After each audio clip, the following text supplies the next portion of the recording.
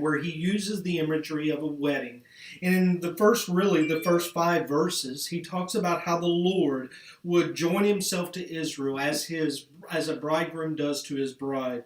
Furthermore, he continues in chapter 62 and talks about these watchmen beginning in verse 6. Those that God installed to look out for the people of Israel would finally see what they longed to see, and that was God redeeming his people, which is the last thought taking through 10 through 13. I'd like to read that last section together before we begin to look at some applications. In verse 10, go through the gates, clear the way for the people, build up the highway, remove the stones, lift up a standard over the peoples. Behold, the Lord has proclaimed to the end of the earth, say to the daughter of Zion, lo, your salvation comes. Behold, his reward is with him, and his recompense before him. And they will call them the holy people, the redeemed of the Lord, and you will be called sought out, a city not forsaken. Austin?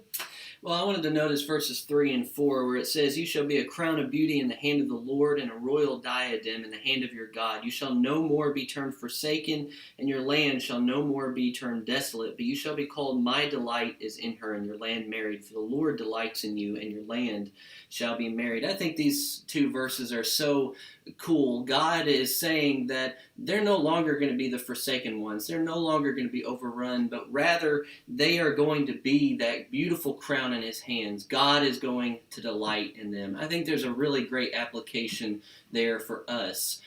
Because I think this ultimately applies to us and to God's church. We are the ones that God delights in.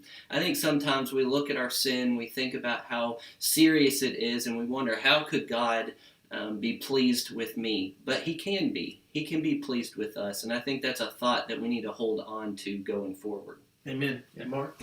A lot of times when someone makes a promise to you, you're wondering, are you sure? How do I know you're going to do this? Can you really pull this off? God was making this promise that he was going to bless them and people would recognize them, and this was an incredible promise to them. And I'm sure the people of Israel would have thought, are you sure? How can you do this? And verse 8 makes this statement, the Lord has sworn by his right hand and by his mighty arm. Then verse 11, the Lord has proclaimed. God's assurance that he would do what he said he would do was there because he said he would do it. In Proverbs chapter 3, verse 5, we are told, trust in the Lord with all your heart and lean not on your own understanding. Isaiah 59, verse 1, behold, the Lord's hand is not shortened, that it cannot save. And then Numbers chapter 23, verse 19, God is not a man that he should lie, or the son of man that he should change his mind. Has he said, and will he not do it? Or has he not spoken, and will he not fulfill it? They could find assurance in that. We can too. When God has made assurances of incredible things like he'll forgive us, sometimes we wonder, well, will he really forgive me? No, he's sworn that he would do it, that he'll take care of us. Will he really take care of me? Oh, he's sworn that he will take care of us. Will he provide? Will he give me a home in heaven? If we are faithful and true, he has sworn that he will do it. That's where our confidence comes from. Amen. 2 great applications. Thank you for joining us today. Be with us tomorrow as we look at Isaiah chapter 63. Hope you have a great day.